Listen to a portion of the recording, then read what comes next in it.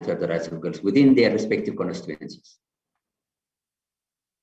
In light of this and other considerations, the African Child Policy Forum developed a framework for analyzing the rights of girls in Africa. The first draft framework was validated a few weeks ago in a virtual event that brought together distinguished child rights and gender experts across the country. We received very rich inputs from those participants. Today's program is yet another opportunity to refine and finalize the framework, and we look forward to your contributions and inputs. Again, many thanks and regards. Thank you very much, Dr. Chamallis. We will be hearing more about the framework, the substantive element of the framework later in the in segment 2 by Dr. Admark. But now let's go straight to our panelists, the reflections from our experts from the region. Our first speaker will be Ms. Mundia Lubinda. Ms. Lubinda, you're welcome, please.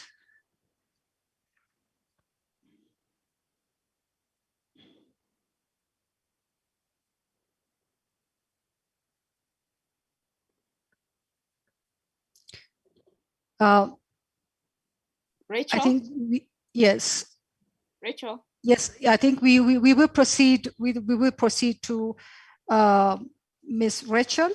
Ms. Rachel Jangol Mayan, please make your contribution. You're welcome.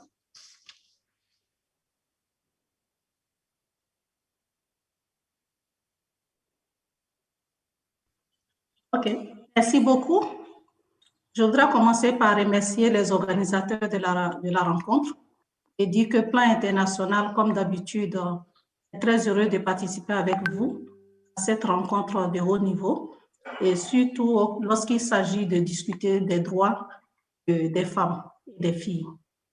Et comme vous le savez, Plan International est une organisation internationale qui œuvre pour l'avancement du droit des enfants et l'égalité pour les filles dans le monde entier. Et vous m'avez demandé aujourd'hui de faire une présentation sur les bonnes pratiques et sur les droits des filles en Afrique, mais avec une focalisation sur l'Afrique de l'Ouest et du Centre, là où nous intervenons. Ma présentation va tourner autour de 3 points principalement. C'est une présentation sur les questions de droits d'aujourd'hui pour un monde égalitaire de demain et donner quelques bonnes pratiques que j'ai appelées des pratiques prometteuses parce qu'elles sont encore en cours de finalisation et c'est un processus et finit par quelques recommandations. J'espère que les traducteurs me suivent bien parce que ma présentation sera totalement en français pour que les participants anglophones puissent bien comprendre. Et ça va. You confirm that the translation is okay? Dr. Saba, the translation is okay? Yeah. Not yet. Translation, interpretation, we are waiting for the French. It's working. It's working. It's there. Okay, good. Go ahead, please. Okay. Go ahead, please. Thank you. OK. Ma présentation va commencer par vous présenter, pour ne pas être redondante, l'égalité de genre et le développement durable. Pendant longtemps, quand nous parlions d'égalité de genre, des questions en rapport avec le genre, on reste dans le monde et on confond ça avec le féminisme. We don't really understand, especially when it's women's rights. But more and more, we understood that it is essential to understand this equality in the future. L'inégalité de genre est très importante dans le monde entier. Il part That difference is really important in everywhere in the world, especially in Africa, sub-Saharan Africa, and sub-Saharan Africa. We lose development because of the inequality between women and men, especially in countries like Maurice, and some other countries. But some other countries,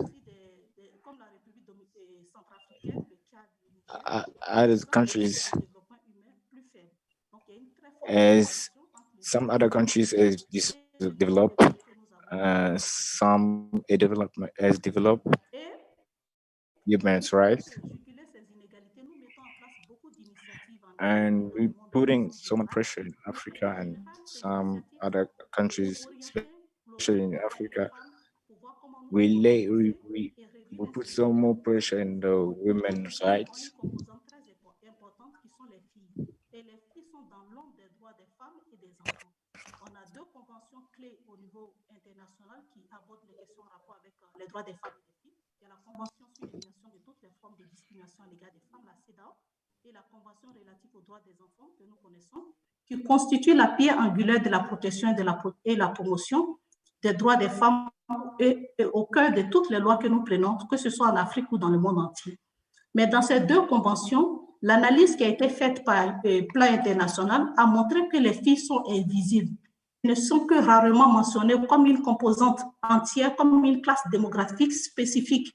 Et quand elles le sont, cela ne reflète pas complètement les défis et obstacles qu'elles rencontrent. We have different classes. So these are invisible and they are in the shadows. But we know that the future or the inequality that we are facing today, looking at the future, we need to reduce the inequality between sexes. So in our right of women, of girls, we need to find ways how to bridge the gap, especially in Africa, where the gap between women and men and girls qui m'a été demandé aujourd'hui are so huge. Il y a des raisons d'espérer. So today I'm going to share with you some good practices. I know that sometimes you may say that there is not much hope, but let me say that we are working with the regional partners and other civil society that really enable us to have some promising results and also help us to bring up women and bring a certain equality between women in Africa.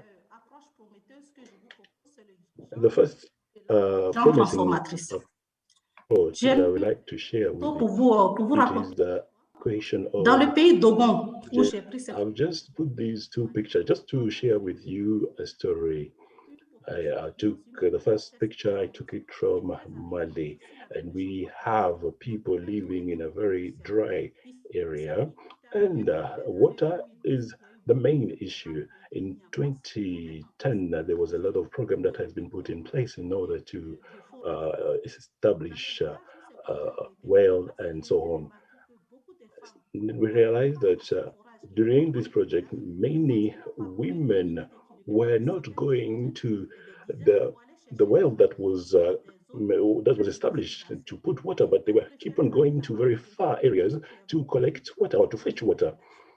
And since I work in an organization that are looking at the issue of gender, so they asked me to conduct a survey. So after the survey, we realized that these women,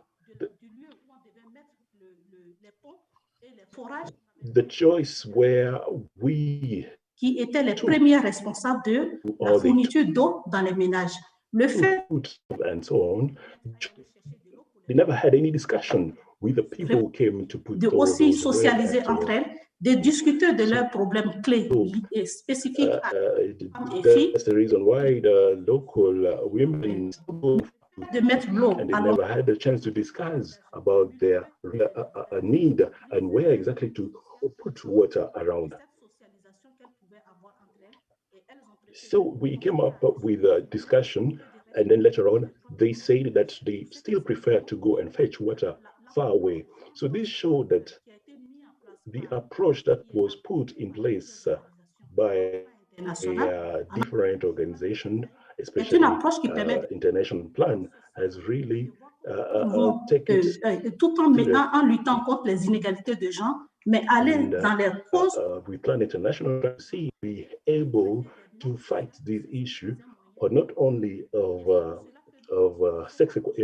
gender equality, but also trying to understand the people on the ground. And these are some of the best practice that we can amplify and also implement in different organizations. And we need to really understand the root cause of the issue of inequality of genders. And then we also need to try to see how we will be able to work long term. So we hope that this practice is a very good practice, and it is one of the main core of Plan International. The second best practice that we were able to share with you, it is the legislative aspect, and we have heard in different speech that there's a lot of laws, but those laws are not implemented. But the reality is that those laws contribute also to strengthen and to reduce the inequality between the gender. And some analysis were conducted by the World Bank and came up with 10 key indicators that are really affecting the life of women, from their salary, from marriage, from the birth of a child, as well as from any other industry. So these show that in 2009 up to 2018, the average moved from 70,000 to 4,000, and we have noticed at least an increase, and let me say an improvement with regard to the research that was done. So, but still, we have a lot to do. And they show that it is only 3/4 at the global level, only looking at the issue of gender, but the focus is much more on men, but not really on women. In the sub-Saharan Africa, this figure goes down, even though we have serious effort that has been done by civil society, by government, and different development partners. We we've been able to notice an increase in the sub-Saharan Africa, especially from 2009 to 2018. There was an increase of 8%, but women are just enjoying half of the right compared to the men, and this is still a challenge that we need to address. Of course, there are progress that has been made, laws have been also put in place, but we have to say that we need to work harder. In the sub-Saharan, laws are really focusing on the right of women. We recognize that, but we know that in the current situation with the COVID, those laws are very important. As my colleague said, we need to implement now, to move to the implementation of those laws. So here at least the progress that has been made, you can see it. We need to know that education, it is the core element of right. Education plays a major role, and these enable women to understand their right, because when you have women or girls well educated, they will be able to access jobs and also to take care to their own families, and also understand laws of their own countries. And today, women represent 55% in the primary and secondary education. And we've also noted that there is an increase, at least of 38% in terms of girls' education. But one of the most important, it is the number at the primary school, at the level of primary school. And we have noted that there is a serious increase, and at least we have been able to fill the gap. But we need to continue to remember that states need to be involved at all levels, whereby all women, or all girls, all girls are access to education. But with regard to the children who are not yet in school, we have noticed that 3/4 of those children are girls, and these show the importance of fighting in order to create a balance, especially during this time of COVID. We are all aware that some schools have been closed and education has been uptaken, has been done online. And majority of our children were not able to really access education as before. So we needed to make sure that in this process, girls are able to get education properly. We have also a conflict area. There was a declaration called Safe School Declaration that was also adopted by many countries as well as many other countries in the sub-Saharan. And these really helped to support children, especially girls, during crisis time and so on. So I'll also share with you testimony about two girls in the DRC. They were sharing the importance of what we are doing in this sector. The education of girls are very important, and it is also an answer to early pregnancy. And also, this has an impact on the population and so on, and also has an impact in the continuity of their studies. We need to make sure that those initiatives should be taken up. The fourth strategy that I found Et c'est la stratégie de parrainage. How to take care of those children, and also to make sure on how to generate resources. We need to look at especially young girls in different African countries, and today in Africa, especially West Africa and Central, Plan International at least support 200,000 girls, and they are working on putting in place different initiatives at different level. So we have girls that are being taken care of, and some of them are saying that they were able to be independent. Some of them went back to school because of these funding that were given to them, and those funding has been shared all over the world.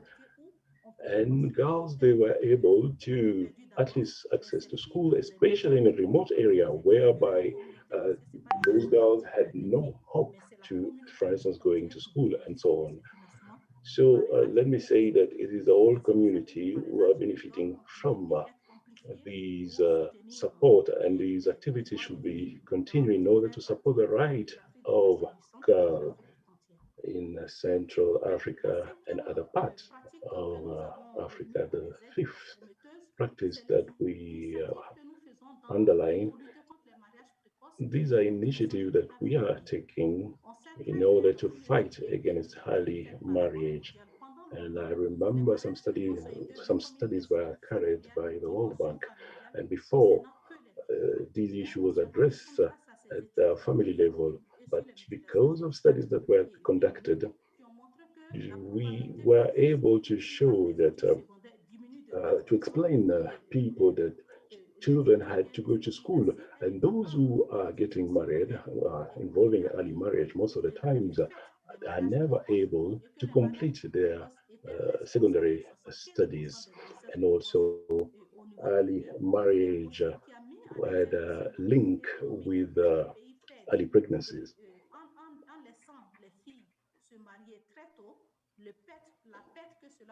We were able also to explain them that taking children into early marriage could really create a certain imbalance between the life of that girl. So this is an issue that we need to look at, and how we can bring together states to Miss discuss Rachel, together in order to come up with different initiatives. Apologies. We are running out of time. If you kindly try to focus on your conclusion and recommendation aspect of your presentation. Welcome. Donc, en conclusion, so to conclude, the violence against women, these are elements that I've just mentioned here.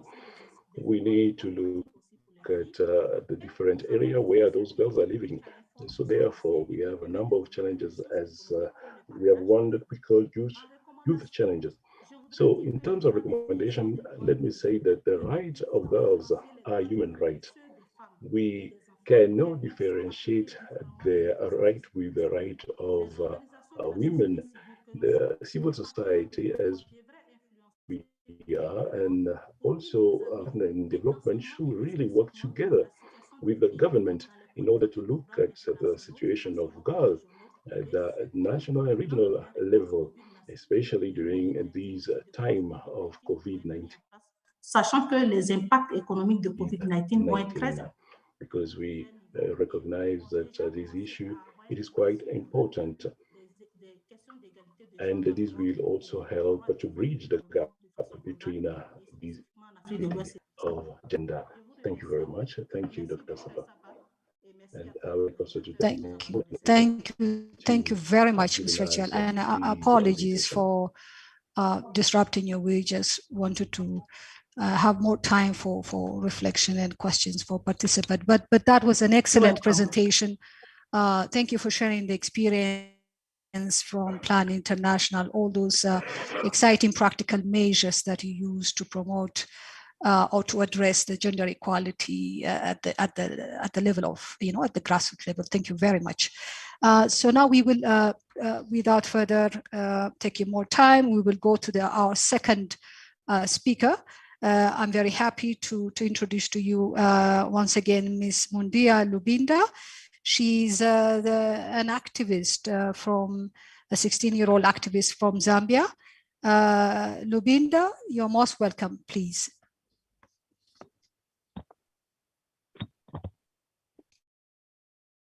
Thank you so much. Can you get me? Yes, clearly. Go ahead, please. Okay. So I'm going to look at the opportunities and the challenges facing girls in Africa. But firstly, I would like to highlight that girls are the most vulnerable in society due to the following barriers, and this includes education caused by poverty. So you find that a number of children in rural areas, both urban and rural areas, don't go to school due to the poverty. You find that a lot of girls are living below the poverty line, and hence most of their parents are not able to provide for their education, materials, and other stuff. So they end up staying home, and this deprives them of their right to education. Secondly, harmful cultural norms have greatly contributed to the challenges and discrimination towards girls. You will find that in rural areas, they do not uphold the right to education towards girls. They'll rather have their girls home, working and taking care of their children, childbearing and looking after their families, and then the boys are the ones to go to school. So mostly in rural areas, you find that most children do not go to school due to the harmful cultural norms and educational and traditional values and traditions that they follow. And thirdly, you'll find that girls face a lot of gender discrimination. You will find that just because a girl is not able to manage, let's take for instance, maybe carry a heavy load of stuff, and then the boys start bullying them at school, they start calling them all sorts of names, but yet the girl also has potential to be able to, and has capacity to be able to do other things as well. So girls mostly face gender discrimination due to the fact that they cannot do most of the things, but then the fact that they can do other things is not really considered. And then fourthly, you find that most girls go through sexual abuse, And this has really impacted children, the girl child in a negative way. You will find that most of the girls would rather, especially during this COVID-19, a lot of girl children have been abused by their peers or maybe by their guardians or even the people they live with at home. So this has really impacted children, the girl child especially, in a negative way because they've been greatly abused either physically, sexually, emotionally, and this has really been a challenge for girls. Furthermore, early marriages. During this coronavirus pandemic, a lot of children have been married off in order by their parents or their guardians in order for them to get rid of them or to get rid of the burden that comes with them as they may see. So they've married them off in order for them to have like money to provide for the family, for the other family members. So they would rather have the girl child being sort of married off into a marriage and then forget about her. They do not care what the child is going to go through.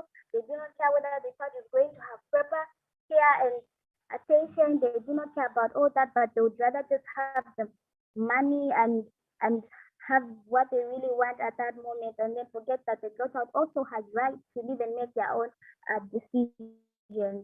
Furthermore, violence at school as well as poor sanitation. So you find that most girl children at school let's take for instance in a school where there are few female teachers, you will find that the girl child would rather talk to a female teacher rather than the male. So if there are few female teachers in a school, and then let's take for instance a girl child is having a menstruation, you find that she would rather keep quiet and then mess herself up, and then people will start bullying her, laughing at her just because they do not have more female teachers at school, or because they do not have provision for sanitation or rather sanitary pads and all that. So the girl child has really faced many challenges in that sector as well. And then stigma. When we talk about stigma, a lot of girl children who get pregnant, especially teen mothers, you find that these people face a lot of stigma. They do not have the courage to go back to school or rather report to the police or any nearby person to tell them that they're being abused or they're going through such stuff because they're afraid of being stigmatized. And this has really affected children or rather the girl child in a negative way because they're not able to talk to people. They're afraid of how the people are going to react. They're afraid of how the society is going to take the information that they're going to display out there. And so this has really affected the girl child in so many ways. And then children, especially the girl child, also lack financial support. Let's take, for instance, here's a typical girl child living in a rural area, and then the parents do not consider her as much as they consider the male. So the girl child would want to have some things that she would like to have for herself, but then the society and both the parents are not taking care of her financially, and then they face so many discrimination when they try to talk to their parents to tell them that they need something. They face so many discrimination, but yet children, especially the girl child, has the right to non-discrimination, survival and development, protection from harmful influences, abuses and exploitation, and full participation in family, culture, and social life. So you will find that the girl child is not really considered in society, other than the boy child. You'll find that the boy child is maybe the one who's considered more in the family because they know that he's the one who's going to take after the family wealth. But then the girl child also is a person, is human and has the right to life, has the right to have their own beliefs and make their own decisions as well as participate in the family affairs. But you'll find that most of the girl children are not considered and the family members would rather have their worth given to the male other than the male, and this really has affected the girl child in so many ways in terms of the family setup. Because even in family setup, the girl children are not very considered. Furthermore, children have the potential and ability to also do what the boy child does, but the society and discrimination have really made that impossible. So, and the girl child also has the right to education, expression, especially in you find that when a girl child wants to talk about something, they'll be stigmatized, they would not be taken seriously, but when a boy child does so, the boy child will be taken seriously as soon as possible. So this has really, really affected the girl child.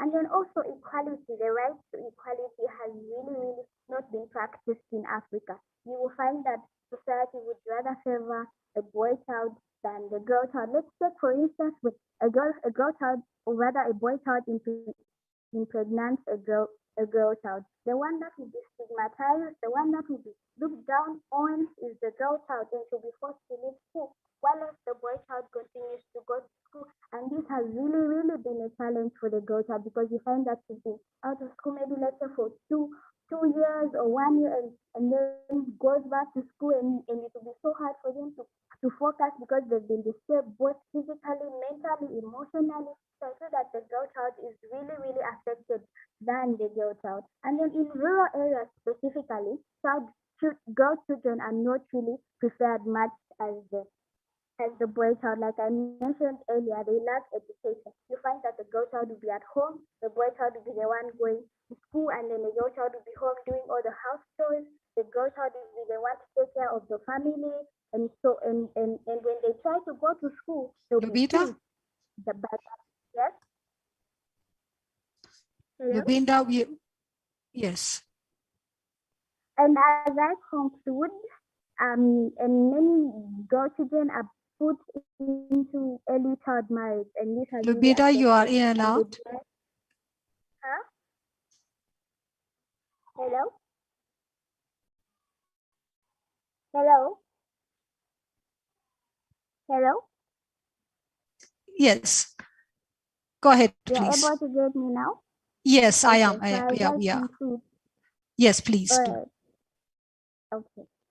So you find that the neglect and denial of healthy living conditions for the girl child especially has really, really been a challenge in Africa, and thus many girl children are not able to participate to their full potential, and this has really, really been a challenge, because if everyone is not given a chance to participate, then the economy and development will be less. But if girls and boys all participate at the same level, equally, and both being their full potential, and participate fully, I feel that then the economy and development will be very, very high. That's all I have. Thank you. Thank you very much. That was wonderful, Lubinda. You have eloquently presented to us the lived experience of girls in our continent. Thank you very much for that. We've also heard you all the recommendations you've given us. So thank you.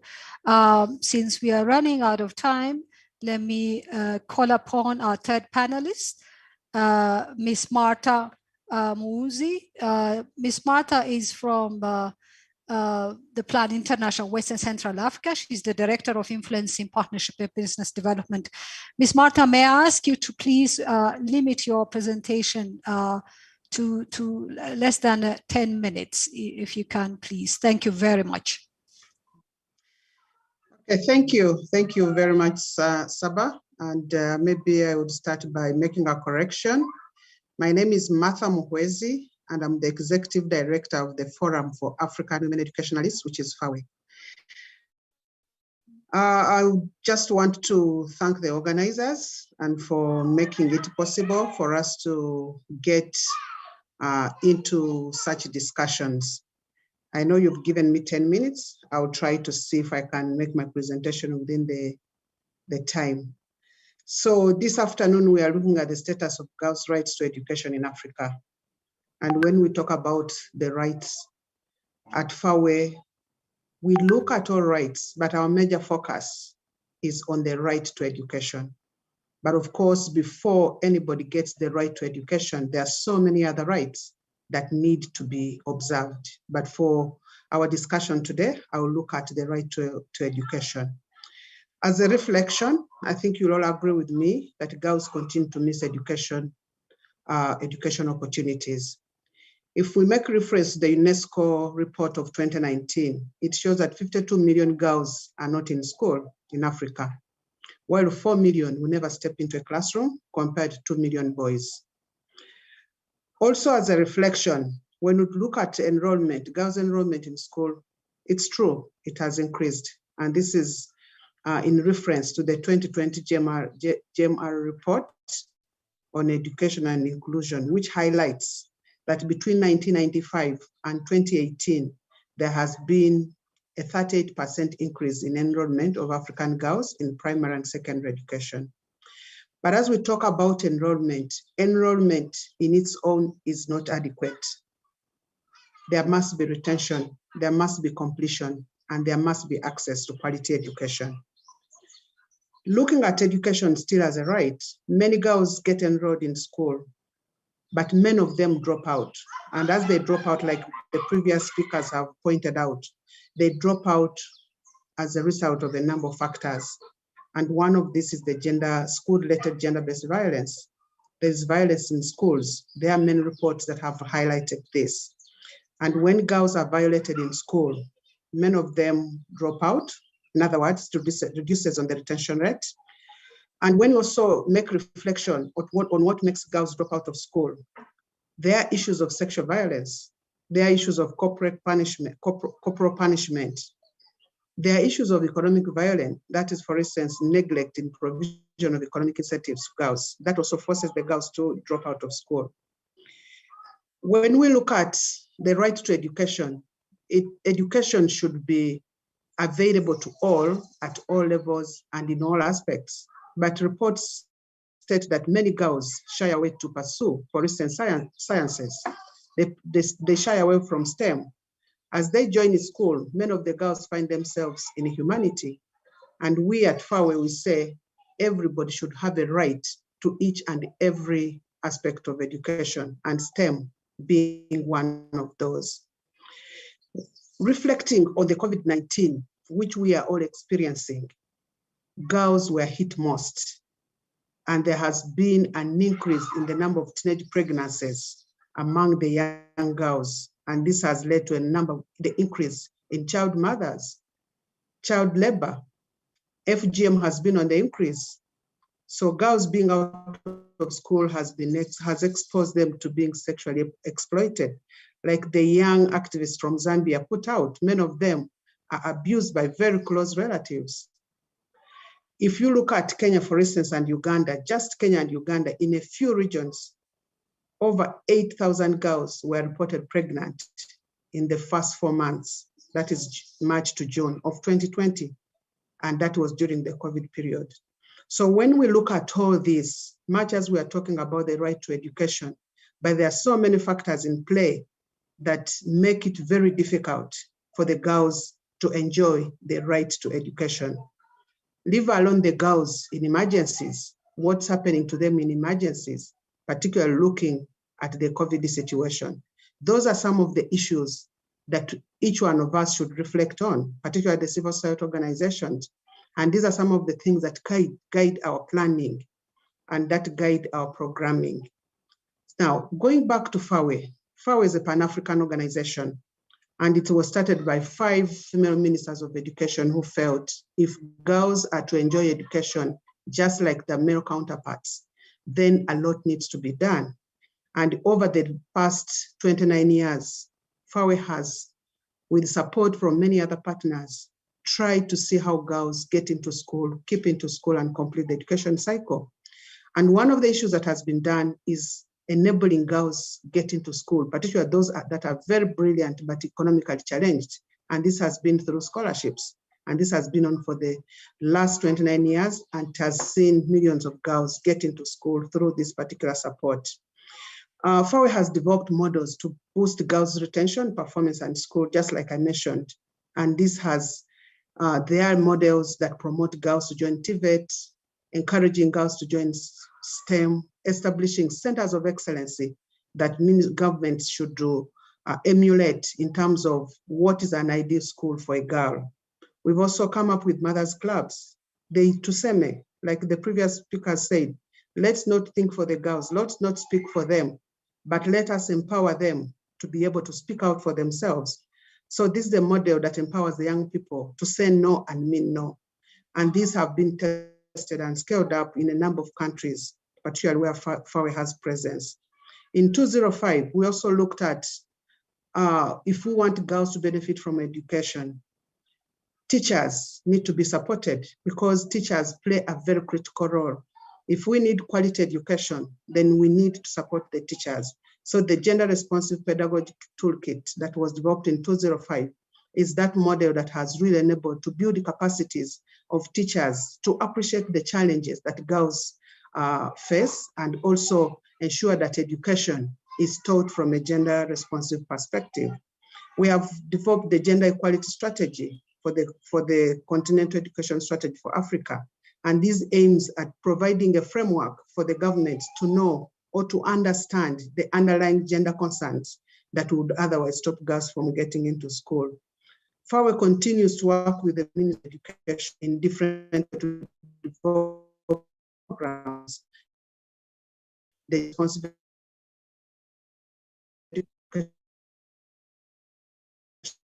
plans and budgets as well as Mundia can ensure in collaboration with the African Ministry of Foreign Affairs, Education, Gender, UN organs, AU offices and education, peace, security, civil society organizations, and other academia groups. In 2019, we developed the African Common Position on Education of women and girls in conflict situations. And that's why earlier on, I was talking about girls in conflict, girls in displaced areas. They need to be given the support that they would require to be able to continue with their education. FAWE has established a triennial conference for girls education in Africa, and this seeks to connect girls to ministers of education and enhance the multisectoral discourse from community to AU levels on empowering of girls through education. Since its inauguration in 2018 in Zambia, FAWE has been able to connect at least 100 youth with key leaders in education sectors. This is a component of mentorship and role modeling. Much as all this has been done, we can't say we've done enough. There are still gaps. There are still areas that attention needs to be paid to. And one is the gender-based violence that I mentioned earlier. It still remains a catalyst of girls' alienation to education opportunities. Second chance, when the girls that I've talked about that will fall out of school for varied reasons, where are the opportunities for them to go back to school? I know there are a number of countries that have come up with the re-entry policies, but like it was mentioned earlier, having policies alone is not enough, but having policies that are implemented is what makes a difference. There is still a gap in this. Girls abled differently continue to require a special attention and incentives, particularly the physically or visually impaired girls, especially those in the emergency environments. They need to be given opportunity to study, and they need the required equipment that would enable them continue with their studies. There is a gap also in that. Involvement of teachers and community and religious leaders. We are saying teachers play a critical role, but how much attention is being paid to the teachers, particularly by the governments, is also another area that needs to be strengthened. Boosting girls' confidence and interest in STEM is one way of ensuring that the girls are also enjoying their right to education, not only accessing education, but also STEM fields. Research still remains a necessity. We need to strengthen the research angle or the research arm to enable to provide facts about many of the things that we are talking about. And we are talking about research that will help in programming, but not research that will be done and then it is shelved. Finding the girls who are unable to access basic education and connect them to learning. There are many girls out there.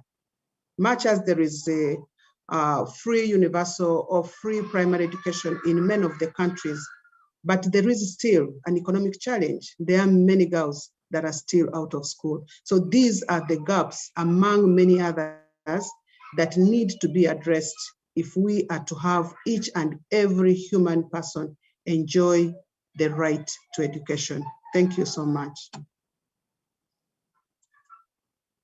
Thank you very much, Ms. Marta, and appreciate that you limited your presentation. Really appreciated the lessons from FAWE. We know about these excellent models for building the agency of girls, but also you've been working a lot in terms of setting the standards at the national level, from curriculum to programs. So thank you very much for that. So I will go straight to the presentation, to our last segment. So this is a presentation by Dr. Admark Moyo. He is going to give us a substantive presentation on what the framework entails. So what is it? What is it all about, the framework? So he is going to present the framework. So Dr. Admark, please, you're welcome. Yeah, afternoon, everyone. Thanks, Saba, for the kind introduction. I will try to share my screen so that we can follow the discussion from the slides. I will really skip some of the slides, but I think it can give, they can give you a picture of what we are talking about. So let me try to share the screen.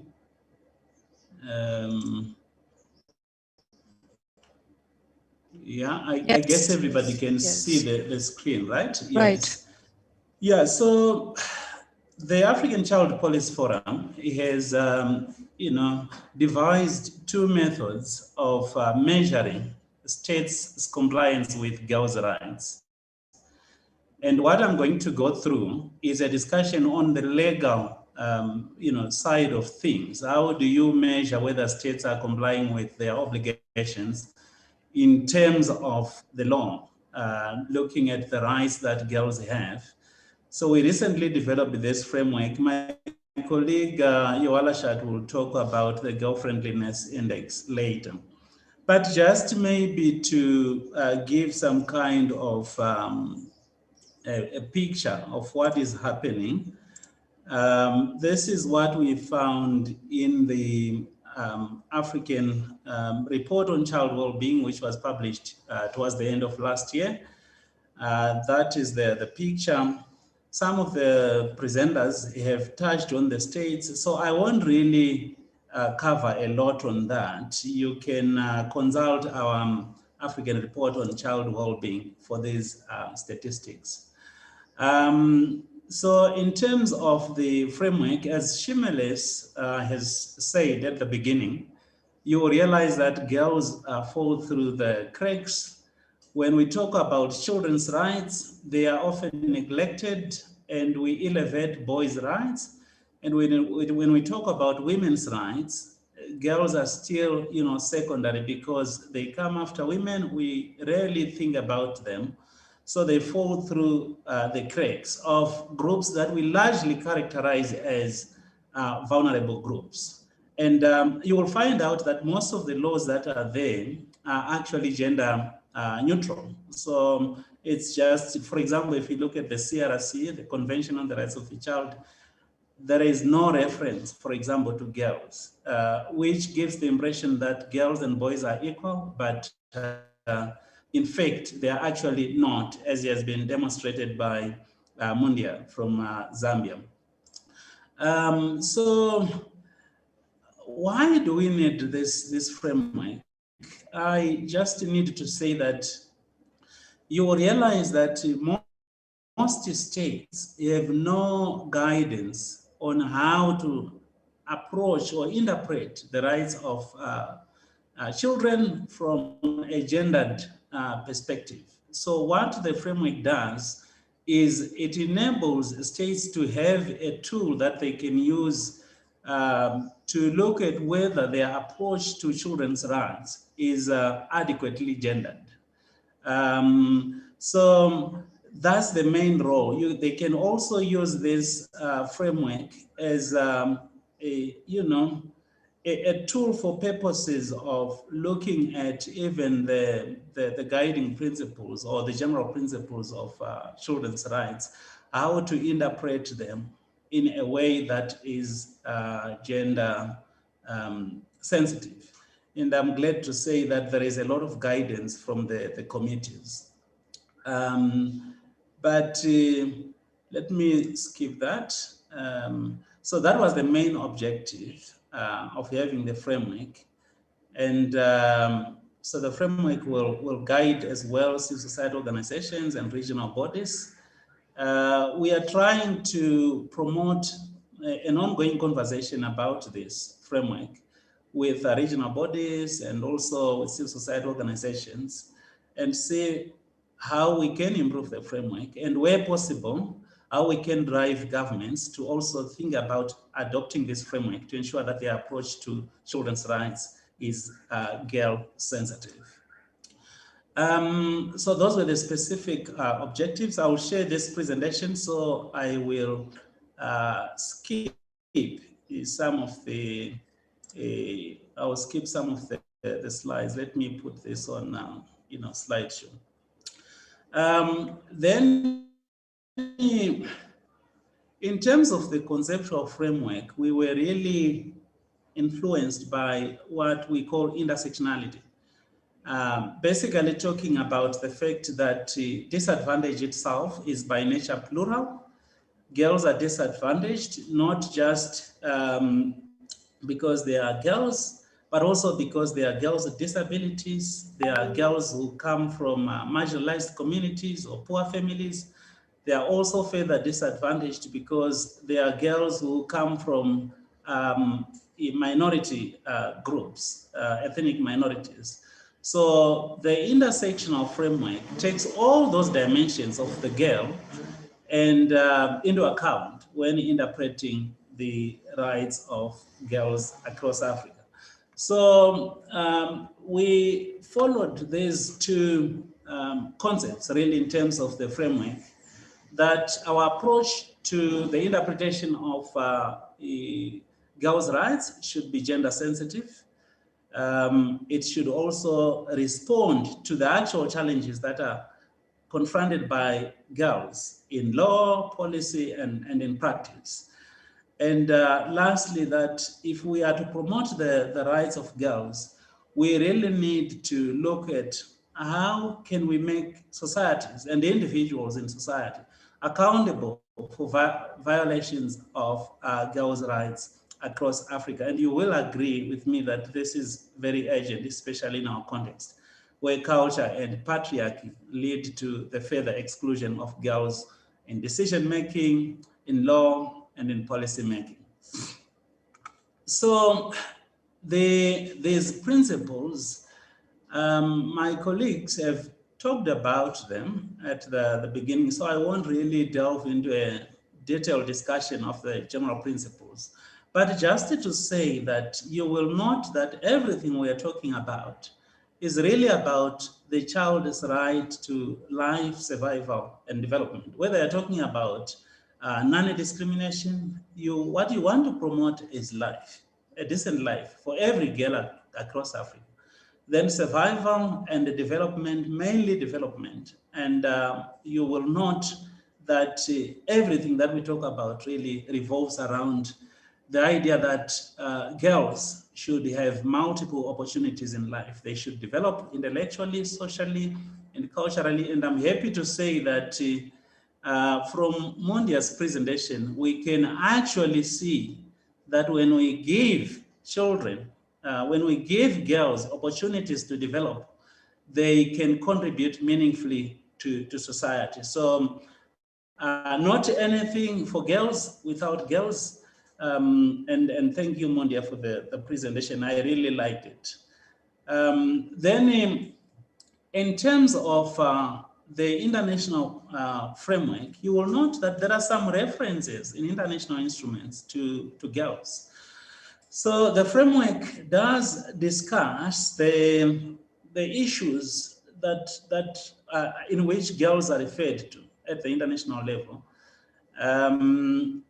But you will find out that the general takeaway really is that girls are rarely referred to in these instruments. Those are some of the references. The framework itself mentions a bit more than what is in this presentation, but as a general principle, really, girls are rarely referred to in terms of international law, meaning when leaders meet, they hardly think about girls. Then I need to move maybe to the substantive elements of the framework. So the framework is really divided into 4 broad categories of girls' rights. And these are protection, provision, participation, and cross-cutting. And in terms of protection-related elements, we have issues to do with protection from sexual violence and exploitation, abuse, harmful cultural practices, and all that. But I need to say that the COVID-19 pandemic has really exacerbated the challenges confronted by African girls in communities, in slums, in locations, even in low-density suburbs across the continent. As we have heard from my colleague from FAWI, you know, the fact that girls haven't been going to school due to the COVID-19 pandemic means actually that we have removed even another layer of protection where they should be in school to run away from violence in the communities. The fact that they are now confined in those countries, at least that have not opened the schools, like Zimbabwe. I think in Zimbabwe, they will be opening maybe next week after really over a year. It's a challenge. You know, teenage pregnancies as a result of this exposure, it's something else. And to actually think that other families are marrying off children is, I think, an indictment, especially on us males, because it is us who make decisions to marry off girls or to have them betrothed. We are also the perpetrators of harmful cultural practices. I'm glad to say that I'm presenting this framework at a time when yesterday the Kenyan High Court upheld the prohibition of female genital mutilation in terms of legislation, which was being challenged because some thought that it was unconstitutional. So there are so many issues. And if you think about it, armed conflict, trafficking, all these issues specifically mainly affect girls. And the framework explains what states can do in order to ensure that these challenges are actually addressed. Then we do have provision-related elements. You will note, as Mandela popularly said in the 90s, it's useless to have a right to vote where you actually don't have the basic necessities of life, such as healthcare, clean water, food, you know, and social security. And I need to say that it's said that in most African states, while other countries across the globe, you know, have been sending cars, space cars into space, we are still negotiating clean water. And we are still negotiating electricity, we are still negotiating access to education, even if the quality of education is actually poor. You know, my colleague from FAWI has really touched on this aspect of education. And by so doing, we actually impede girls' chances to develop, and we limit their life chances after, you know, education. Some are not even getting into school. So this is really sad. Just to add another dimension, that in the African context, you will realize that if we have a problem like COVID and people go out of work, girls will be predominantly affected. They are the ones who are going to be looking for water from faraway places, thereby even exposing themselves to danger. Then the framework also talks about participation-related elements. I just need to mainly pick really on the need to give girls access to adequate information. For somebody to be able to understand the issues the way Mundia was explaining to us, you need to have information about your rights, but not just about that. When those rights are violated, where do you go? So awareness about places where you get remedies is also important. But not just that. if you think about the whole talk about girls' sexual and reproductive health and rights, they need exposure about that. Many schools, of course, in Africa are giving comprehensive sex education to ensure that girls make decisions knowing what is involved. So issues to do with privacy and participation, we just have seen child participation or girls' participation in action, which doesn't usually happen in this part of the world. So governments need to do more, I think, in terms of that. And the framework is quite clear on that. Then we do have cross-cutting elements, which include nationality and identity-related elements. So as the civil wars continue across the continent and many children are being displaced, girls are substantially affected. Most of them grew up as refugees in foreign countries. They don't even have documentation there. They even give birth to their own children who don't even have identity documents.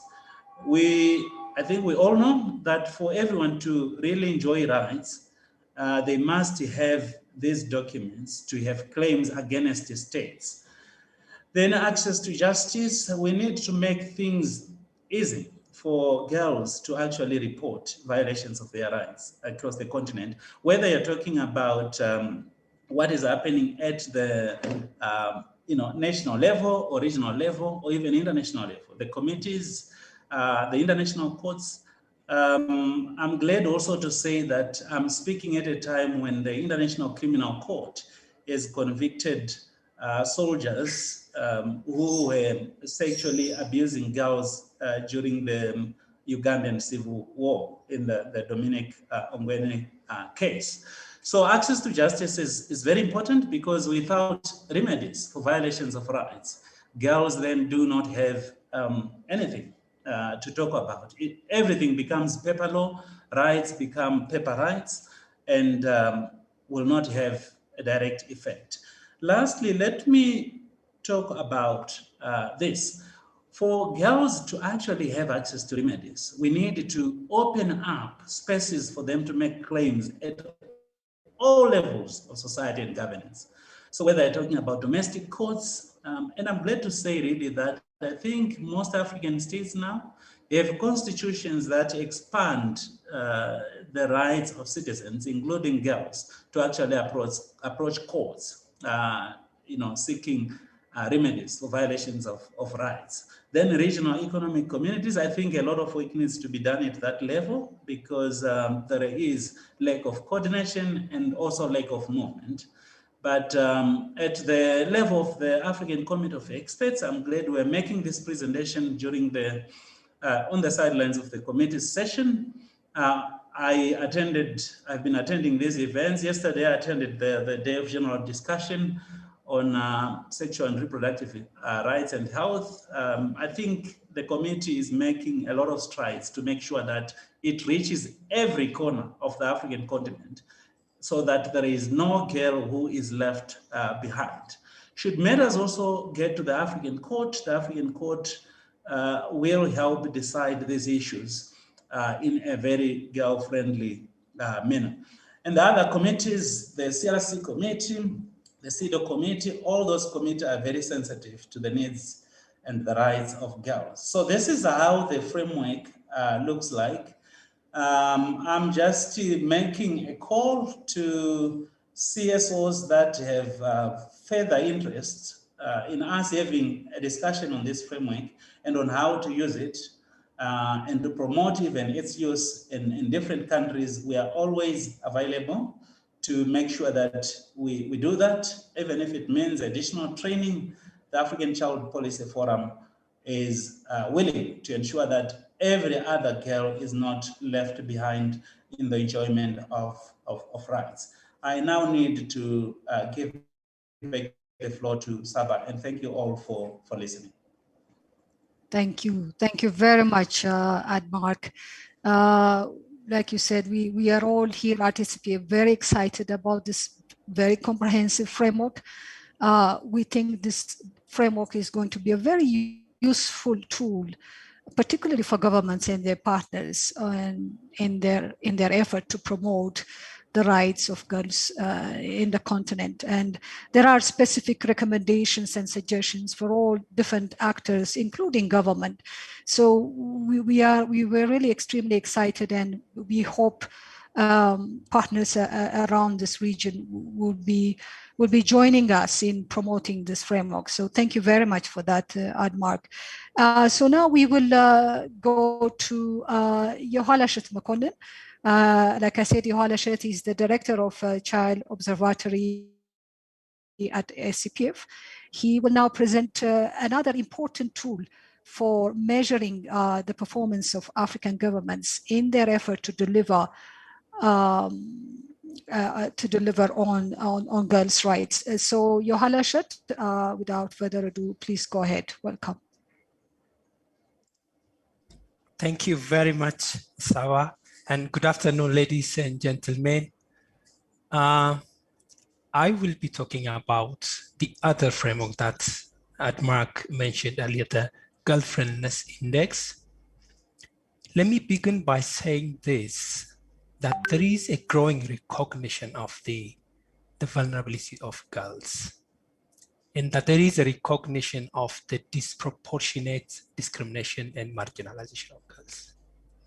I think the earlier presenters, including the girl speaker, I think that's what they reiterated. There is an unjust reality that the girls in Africa are facing. So the effort that is being made by different actors, including that of SCPF, is a response to change this reality. So I want to put the development of the Girlfriendness Index and its application in the advocacy work within that broader framework.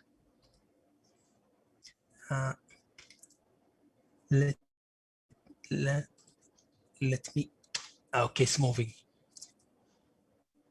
You know, there is also a discrimination not in the development of methodologies.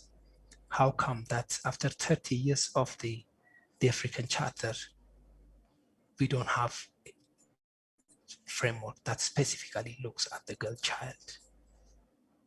You see, it begins from there. We are only now talking about these frameworks in 2020 or maybe in 2021. So our response to that was that I think we felt that we need to develop a framework that specifically looks at the rights of girls, and that it adequately captures how governments are fulfilling their obligation specifically for girls. So that's this framework is, or this Girlfriendness is all about. It's a rights-based framework anchored to the CRC, anchored to the African Charter on the Rights and Welfare of the Child, and anchored to other international and regional instruments pertaining to the girl child. It has benefited methodologically from I would say, the mother framework, the Child-Friendliness Index, but tailored specifically to look into the vulnerabilities that we talked about as pertaining to girls and so. And it has also benefited from the view, the perspectives and feedback of others. Now, what is this framework all about? What does it do? I think we have to be first clear as to what we mean by Girlfriendness Index. As I said, it's a right-based framework, so we have defined it as that a government that's friendly to girls is one which is making the maximum effort to meet its obligations to respect, protect, and fulfill girls' rights.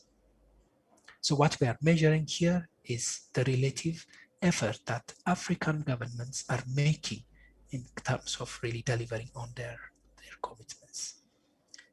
We have to look at it from different angles. I think a committed government's effort will be reflected in the laws and policies that it has put in place in terms of its advocacy, in terms of protecting girls. We can also see the efforts in terms of the allocation of resources that's put to fulfill girls' rights. whether or not they have been effective in terms of delivering access services to girls, and whether they have been effective in terms of involving in decisions affecting them. Now, what makes this one different from the framework that Dr. Admark mentioned earlier is that we have tried to be as objective as possible in terms of measuring, scoring, and ranking governments, specifically with their obligations to girls. So what we tried to do was that all set of obligations related to the protection of girls form one pillar that we call the protection pillar. All obligations of government related to the provision of basic needs and services were categorized under the provision umbrella. And all obligations related to ensuring the participation of girls in decisions that affect them under the other pillar, participation. So the girlfriendness is based on three pillars that look into whether or not governments have delivered in terms of ensuring the protection of girls from harm and exploitation. Also by looking at the extent to which they have made effort to provide the basic needs and services for girls, and whether or not they have been effective in terms of ensuring the participation of girls in decisions that affect them. Now, what are the elements under each of these? To be honest, it is not enough to have laws and policies in place.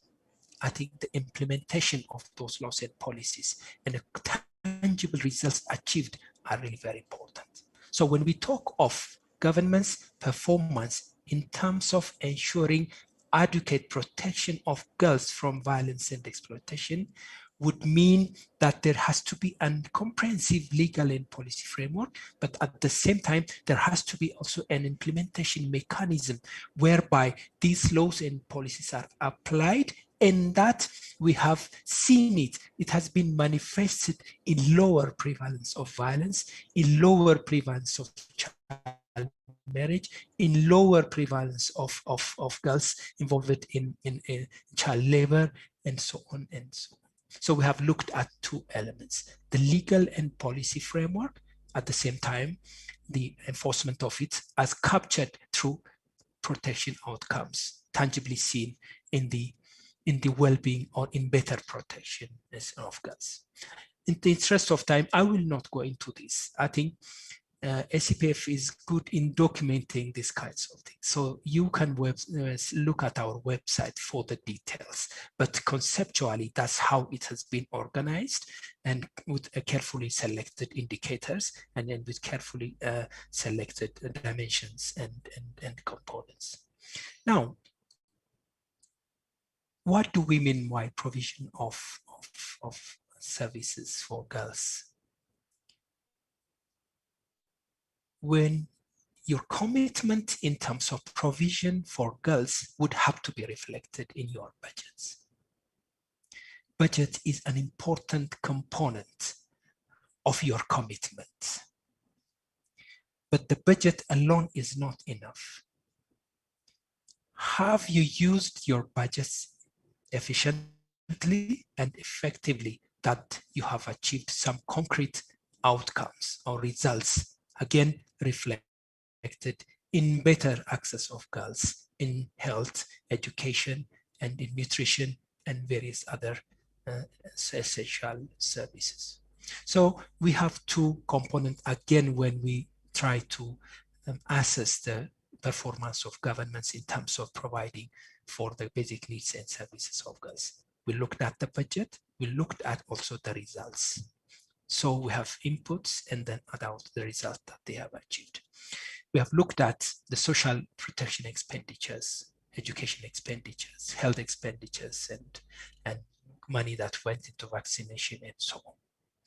And then in terms of concrete results achieved, we have tried to look at how many girls are accessing pre-primary education, primary education, secondary education, how many of them drop out, and so on and so on. And there are also other health-related indicators that we have looked into. I think you could still have a look at it. But the main point is that we look at government's commitments, both in terms of the money that they have allocated, but at the same time also looked at the results that they have achieved. It's a combination of these two that tell us how committed governments were in terms of really, in terms of fulfilling their obligations to provision of basic needs and services for us. The budget especially is very important.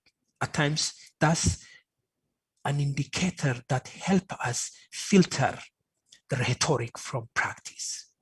Yes, you could be saying something about girls, but if that is not reflected in your budgets, if that's not reflected in your policies, if that's not reflected in your policy implementation, then that's how we distill your rhetoric from that of your concrete actions that you have taken to really provide for girls as you promise in your rhetoric.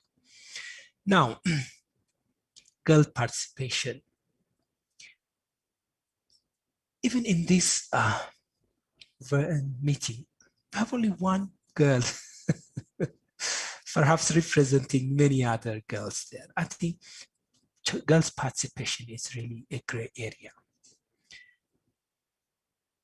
Conceptually, in terms of methodology, in terms of indicators, and so on. So we have challenges in terms of capturing the effectiveness of governments in terms of providing platforms for girls to participate in decisions that affect them. But one thing that we have tried to do in the African Child Policy Forum is that we have tried to look into the laws of various countries and to see whether or not child participation has been enshrined in their domestic laws. I think that is an important step. When you look at the African report, you will see that around 23 countries, only 20 countries have such laws. That means the vast majority do not have even laws that guarantee girls or children to participate in decisions that affect them. So by putting all this together, that's how we anchored our conceptual framework in terms of measuring the performance of governments in realizing the rights of girls. Now, data becomes very important. Yes, you could have a very solid conceptual framework, unless it's backed with reliable and data, then the framework or your analysis will not be complete. So we have taken extra care in terms of really soliciting data that are reliable and that are really uncontested. So we have used different sources to solicit data on the various indicators that I talked about. So those are the data that we have used. And as I was saying, in various platforms, we don't want the substance of dialogue with governments or other stakeholders, the data issue or the methodological. I think we have to take care of that before. So we want the substance or the findings of this analysis to be the main elements of discussion and dialogue or engagement with government. So we take extra care in terms of soliciting reliable data. Just only to tell you that we have made an extensive statistical analysis to make sure that our framework is robust and that it is statistically defendable. And that's what we did. So as you have seen in the indicators, we have apples and oranges, but we have also statistical tools that help us put together this in a kind of uniform standardization and aggregation techniques. Just to guarantee that I think we have used the most appropriate internationally recommended methods in the development of this. So what did we find out? So when we put all these frameworks together, we were able to quantify or to objectively measure how governments were committed in terms of fulfilling their rights to girls. Mind you, this is a relative performance. When we categorize countries as relatively better or most friendly towards girls, it does not mean that they have done everything or that they have just excelled. It's a relative measurement, and we are simply saying that compared to the other 54 or 52 countries, they have performed relatively better in terms of ensuring the rights and well-being of girls. So those are really the scores that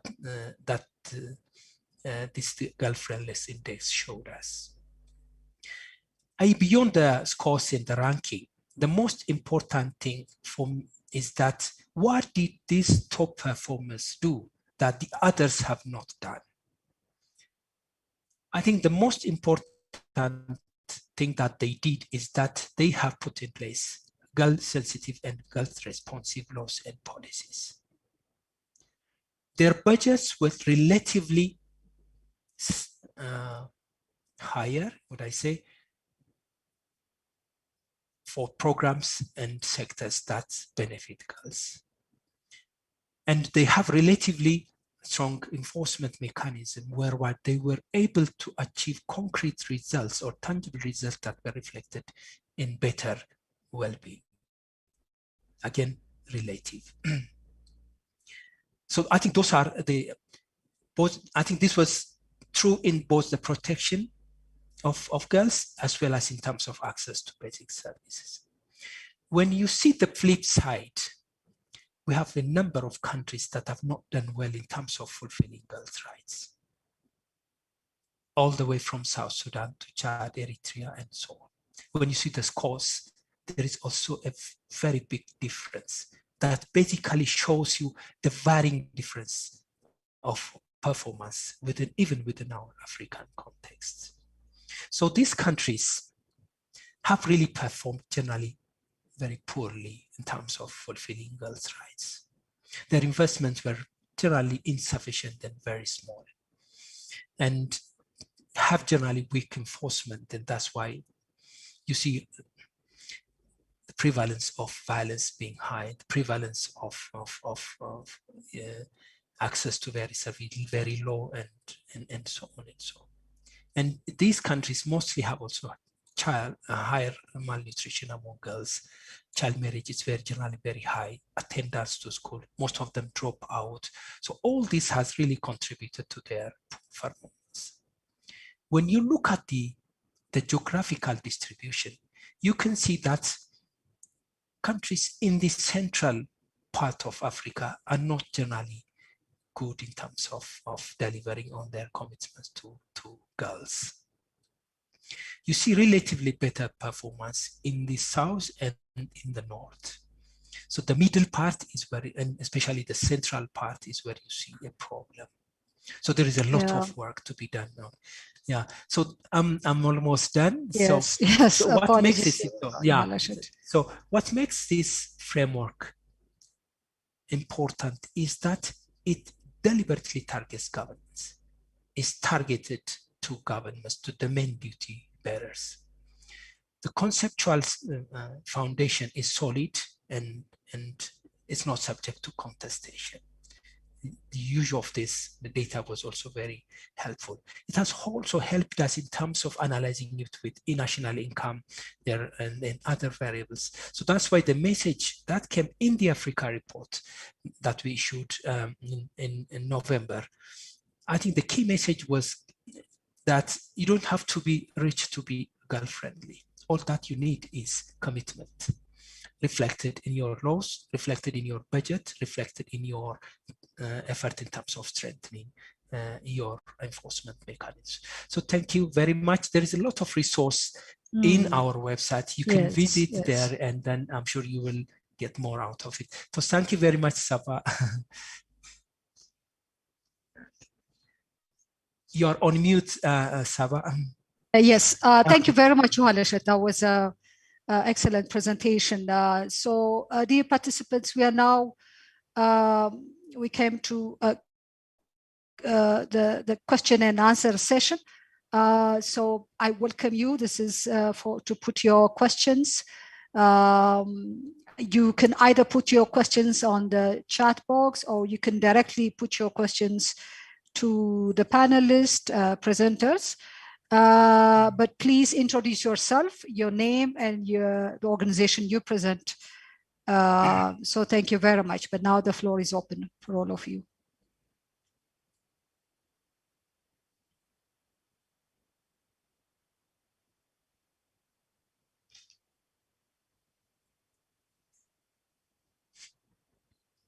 So you participants, you can lift up your hand and we'll allow you to ask your question. I can see a hand up. I'm going to allow you to speak. If you have a question, just lift up your hand and we're going to allow you to speak.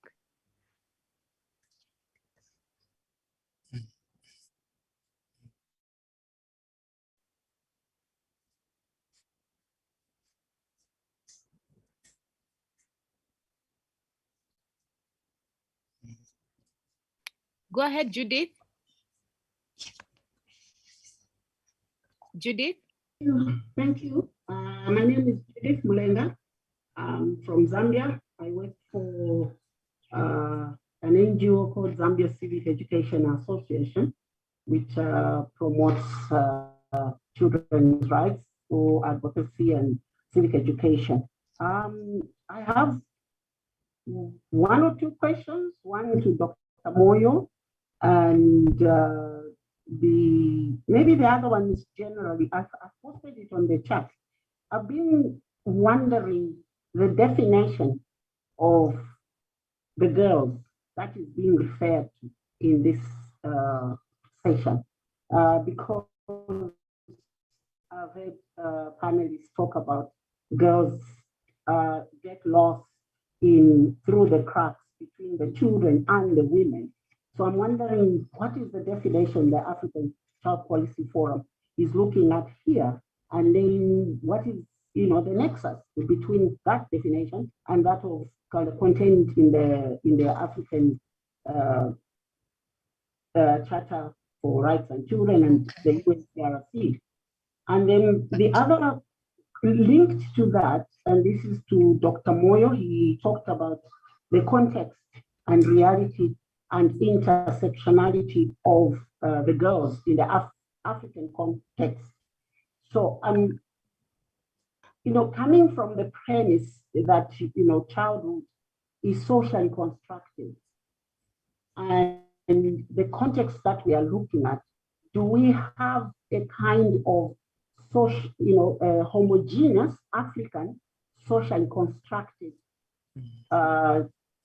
childhood, or maybe girls' definition? I would just like to get a sense, because the African Child Policy Forum is on top of this kind of studies. Thanks.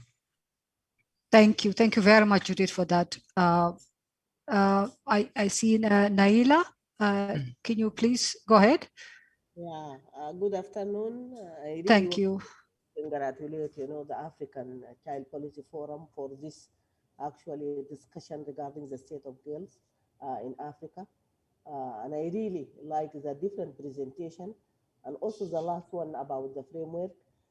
Actually, my question is for Dr. Mukonen about if there are any mechanism that developed from the side of the ACB in order to compel actually and to make the government, to be obliged to meet their obligation regarding girls, the change in policies and the reinforcement of the implementation of the laws by resources.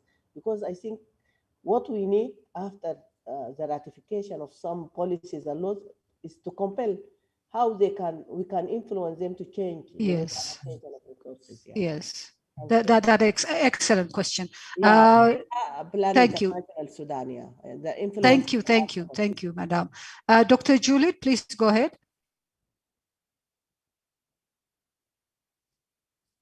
Dr. Juliet, I see your hand. Okay, I see the hand of Naima. Can you go ahead, please? Please ask your question, Naima. Thanks a lot for this opportunity. It was quite a bit of a learning process. My question is, I've heard you all talk about how to push governments and how to hold them accountable. but I don't hear sort of how to make this accessible to actual people. Are there any plans to work with journalists around advocacy journalism, and sort of how would an organization, for instance, like the one that I work for, that works with the African Women Journalism Project, which program, which works for with African journalists from across the continent, looking specifically at women and girls problems and underrepresented minorities. So I think my question is there a framework for how you would work with journalists to be able to spread this word? Thank you. Yeah. Thank you. Excellent observation and question. So let me give the floor to Admark. Please go ahead and if you can answer those. You had, I think, 3 questions directed to you. Go ahead, please, Admark. Thanks, Saba. Thanks to the people who are asking questions. These are really useful questions. So I will try to answer them in the order in which they came, as with the definition of the child. We took it for granted that the definition is the one that is, in the African Charter on the rights and welfare of the child. So that is the standard definition we use. There's some of these issues are covered in some bit of detail in the framework, but when we say a girl, we are really referring to that definition. Not the one that is a bit flexible in terms of the Convention on the Rights of the Child. So we're talking about people who are, girls who are under 18 or female persons who are under the age of 18. Let me put it that way. Then there was an interesting question about, I think, the social construction of childhood and girlhood. And I think the question is getting at the idea that not all girls are homogeneous across Africa. And it's really said some children, actually, some girls grow up in contexts where they experience severe developmental delay. So when we say a girl, even if we can have a standard definition and say, okay, every female person under the age of 18, there will still be variations because of the evolving capacities of the girls. The girls, their capacities develop at different rates. And there is a whole lot of factors that influence the level at which the child matures or the girl matures. So I want to take that as a point that is being made. But at the level of making some kind of analysis on what should be done at the regional level, you are always going to face challenges in trying to incorporate every other girl. So how do you incorporate them? You incorporate them by using the principle of non-discrimination and also by using the evolving capacities of the child. So non-discrimination, every girl, regardless of context, whether they are from a poor family, a minority ethnic group, or other group that is marginalized, a girl with disability, all those factors have to be looked at when we engineer our responses to the needs of girls. The third thing, though, I need to hasten and say, is that states at the moment are struggling with the basics, just promoting girls' rights without even necessarily responding to the specific issues confronting different classes of girls. So that's why you find out that most of the discussions that the points that we're making really relate to girls in general, because we're even struggling with those basics. Not to say that it's not necessary to go into the specific challenges affecting different classes of girls in society. I do hope that I have responded to that question. But I also think that even the idea of intersectionality really takes all those factors into consideration to say when a state responds to challenges, it must respond to those challenges at every level, taking into account all markers of disadvantage, whether it's your tribe, sex, pregnancy, and all those factors. Then there was a question about journalism. I think Naima is speaking to issues to do with the dissemination strategy for these frameworks and how you, how you incorporate other players in society to actually make sure that you make the impact that you want to make, you know, from the beginning. So it's a good idea. We are finalizing the dissemination strategy. And this is a timely idea. I am sure that I will catch up with you at some point, because our hope is that the frameworks are applied across the entire continent. So it's good to include journalists and also, where possible, to actually include the children themselves, making sure, of course, that all the other elements of protection are taken into account when you involve children in this kind of projects. I will leave this to your Walashat, the question on implementation. Yes, thank you, Admark. The question from Plan Sudan on implementation, making sure how government are accountable. Your Walashat, please go ahead. Yeah, I think your Walashat has been taken out.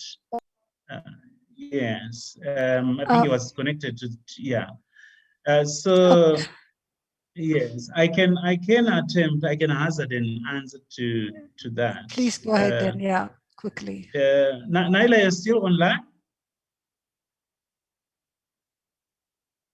I am still online, yeah. Yes, Naila, well, the exact question, I had earmarked it for your Walashat.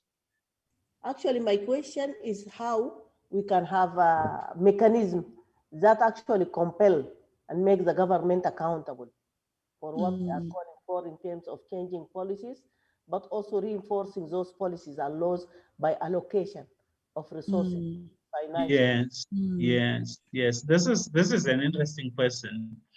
There is a difficulty or a catch to it, but still I think there is a way around it. The catch is that decisions really to allocate budgets, those are sort of executive or political decisions. And courts and even other monitoring and accountability frameworks that we discussed in the framework for analyzing the rights of girls, they are usually hesitant to tell states how much to budget for realizing specific targets for girls or for children, for that matter. So allocation of resources is an exclusive preserve of the state. But what we can do as civil society organizations, as courts, as regional bodies, as sub-regional bodies, what we can do is to say, okay, here's the commitment that you have made in terms of international law. So for example, if you say, okay, in terms of the Abuja Declaration, you made the commitment that you will put this amount of resources to the realization of the right to education. But instead of the 10% you undertook, you're just putting in 2%. What is happening? And I think at that level, really, when states commit and then they don't do it, and there is evidence they've committed, you can then take them to court or to regional bodies to say, okay, can we have a discussion here? These are the commitments that you made, even in terms of your national budget, that girls' education will get this much of the budget. But still, you're not even fulfilling what you have committed to. And I'm glad, I think, at the level of the community, some of the things, of course, have to happen behind closed doors in order to have constructive dialogue and implementation of decisions. But even from the session that I attended this morning from the committee, you can see how the committee is really trying to have a very constructive discussion with the states to say, okay, here's what you say, here are your other commitments. What are you doing to do this? You accepted this recommendation from this committee, Okay, so you are back, but this recommendation has not been implemented. And I think that's where the monitoring mechanisms really at the national, the sub-regional, the regional, and even the international levels can help us to make states accountable practically by pointing to their own commitments so that the courts or the regional bodies are not making political decisions. Yes. They are just pointing to what is already there. And that's fairly legitimate and acceptable. That's my take on it. Johanna Shat is back. I don't know if he has anything to add. Thank you, Admark. Johanna should maybe respond later. Let's open now one last time a second round questions. Johanna Shat, you may be addressing that question when we hear the second round of questions. Yeah. So I see the hand of Dr. Juliet. Dr. Juliet, you're muted, but do you have a question? Okay. Yes, thank you very much. Yes. I have actually a compliment because this session has been extremely educative for me. I would like to have the slides that were presented, especially for the framework. Yes. I got also very excited about the analysis on girl friendliness in Africa. That was quite amazing to me. And what I would like to say, okay, I didn't say where I am from. I am a minister in one of the counties in Kenya. Great, wonderful. And what we have, I just want to support the comment that was at the beginning that girls seem to fall through the cracks.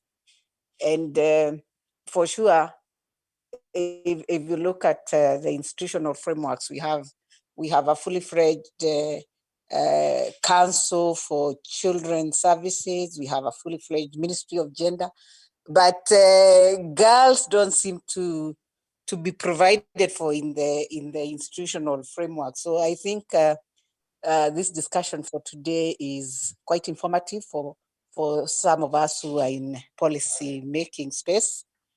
And and I would really love to be guided in proposing a policy direction for that will target the girls specifically, so that they're not as disadvantaged as we've seen, because we have seen a lot of disproportionate effect of COVID on the girls. Thank you. Thank you very much. Thank you. Thank you very much, Dr. Juliet. This is exactly what we wanted. We want these tools to support. Yeah. So one last question, because we are almost out of time. Saba. Yes. Mundia has raised her hand, so perhaps give her the opportunity. Please go ahead then. Mundia, yeah. Please. Yes, Mundia, please. I'm so sorry. Yeah, go ahead, please.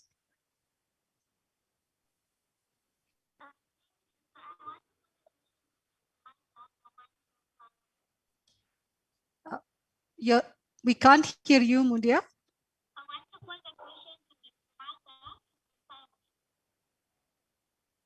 I'm sorry, I didn't hear you.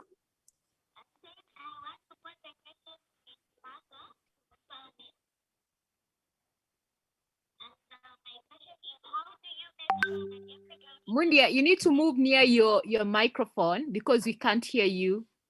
Or I don't know, it is your earphones. We can't hear you. I think the microphone is not properly inserted into the device. Can you get me now? Yes, it's much better. Can you get me now? Okay, so yes. I'm going to pose a question to Ms. Martha from Fawe. I don't know if she's online, but I really want to pose a question to her. Ms. Martha from Fawe. Yes, you have a question for Ms. Martha? Yes. Okay. So I want to ask how they manage to make sure that every girl child gets equal education opportunities, and how they make sure that girl children who fall pregnant cope with the stigma, they like to continue with their education after bearing or giving birth. Okay, thank you. Thank you for that.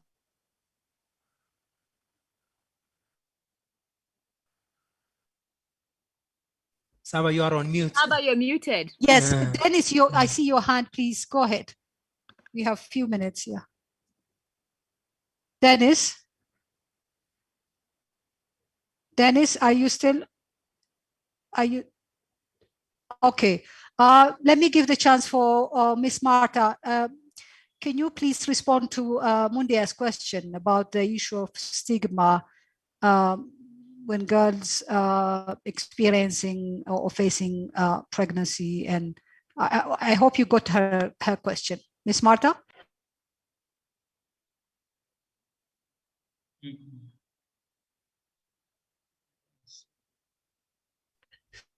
I don't think we have. I don't think we have Miss Marta. Yeah, can I just hazard an answer to the child? Yes, yes, please. Yeah, Mundia, I think usually civil society organizations like us and FAWE, we make sure that states, they adopt policies and laws that allow girls to remain in school even when they get pregnant. And also when they go and deliver, to put systems that support the child mother to come back into school. I had the privilege yesterday to see that I think 26 countries in one of the presentations at the committee, 26 countries have such policies. And I think the other 26 countries have such policies, and the other 26 are also moving in that direction. So it's one of the things that FAWE, pushes states to do to ensure that no child is excluded, no girl is excluded. That's my brief response. Great, thank you. Thank you very much for that. And Mark, I think, Yohala, should you want to say a few words? Yes, please, yes. You know, a slight power interruption can disrupt your whole connection, and that was what happened earlier and got lost. Yeah, but I want to respond to some of the questions raised in relation to engagement with governments in terms of influencing their policies, in terms of their practice, and so on. For me, I think that's a very important aspect. It's one thing to develop the framework, it's one thing to generate the evidence, it's another thing to use those evidence to influence the implementing agencies, to influence government decisions, and so on. So it's a very important aspect. Now, it's all about concerted efforts.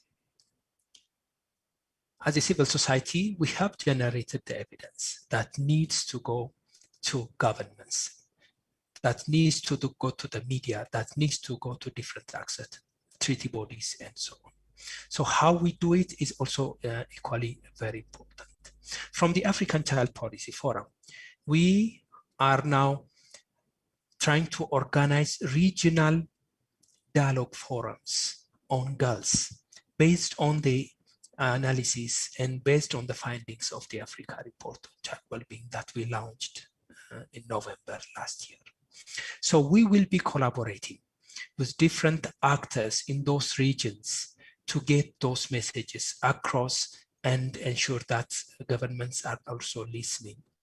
And I'm really pleased when Dr. Juliet from Kenya talked of that.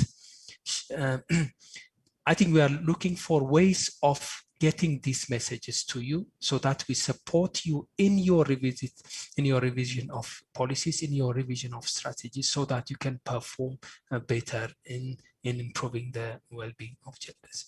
So that's why, for example, we're trying to have a regional dialogue forum in Western Central Africa. So Dr. Rachel, we might be coming to you to see how we can collaborate together. I see these platforms not only as ways of communicating and ways of sharing whatever tools that we have, but also I see them as platforms for networking, for working together in terms of getting these messages across. Namia, also you mentioned about the involvement of the media. I think we need to put our hands together to get these messages across. And unfortunately, the pandemic has somehow constrained us, but I think we will take that challenge and use the virtual means as much as possible to get these messages across. So we'll be coming to you, different actors, to have those regional and as well as national dialogue forums. For example, the participant from Sudan said, how can we collaborate? And perhaps you being there, we can communicate and see on how we can organize a platform for governments to listen to us, on how we can, I think, leverage from our partnership in terms of getting those messages. So I think we can reach out through the coordinator, through ADMARC, and through even Mitoto, in terms of exchanging emails and really further discussing on how we can go forward. So I want to basically use this platform for collaboration on how we could get our messages across. We have concrete plans, and then we might be coming to you on how we can take this forward. Perhaps let me stop it there. Yeah. Thank you so much, Yohalashe. That's an excellent, actually. It kind of concludes and wraps up what the whole purpose of this webinar. The whole purpose of this webinar is to not only to introduce these tools, but also to encourage partners, particularly from government sides, to use these important tools, and how we can all collaborate on this important initiative. So that wraps up our discussion. Finally, I will call upon Dr. Shemallis to give us a final word of thanks on behalf of our Executive Director, Dr. Joanne. So we hope this framework will be an important reference tool for particularly our governments in their efforts to promote the rights of girls in our continent. So Dr. Shemallis, please. Yeah. Thank you very much, Saba. Thank you. Before I go into the closing, I would like to respond to a question which was in the chat box about the impact of COVID on girls. There is one question that was raised by a participant on the impact of COVID on girls. So ACPF has done a very good study in collaboration with Plan International on the impact of COVID on girls. That is available on our website. Check out our website. You'll find that resource to be very useful. I think I would just would like to highlight that to a participant that raised a question on COVID. So frankly, Saba, this is not a formal closing. I will simply say that we are very much delighted to really have the participants on board for more than 2 hours now. Thank you very much for your dedication and commitment. And also for the panelists. I think, frankly, has been a very educative exercise for us all, and we have benefited from your insights and your experience and expertise. So the panelists, thank you so much. So we have captured the feedback and the contributions made by the panelists and the participants. So basically we'll take up those contributions to further refine and update and refine the framework. Then the framework will be made available in not just English and French, but also in a child-friendly format. But I would also like to say that there will be a second phase of the framework, which will basically try to disseminate and operationalize the framework. So there will be a whole series of activities that relate to operationalizing the framework. So we'll be catalyzing the operationalization of the framework in line with what ADMARC said earlier, that for instance, we may be organizing regional engagement platforms, maybe organizing training sessions, and a whole host of other engagements with you, including the media and other stakeholders. So there will be a second phase that will basically be dealing with the dissemination and operationalization of the framework across the continent amongst different stakeholders. So that's what I would like to say. So again, on behalf of Dr. Joan, our Executive Director, I would like to thank you all for being with us for more than 2 hours, for your dedication and commitment. Thank you very much for your precious time. Stay safe and goodbye. Thank you. Thank you. Thank you. We really want to thank the Canadian Embassy for funding the production of this framework. So we have been working together on many projects, and this is one of the most productive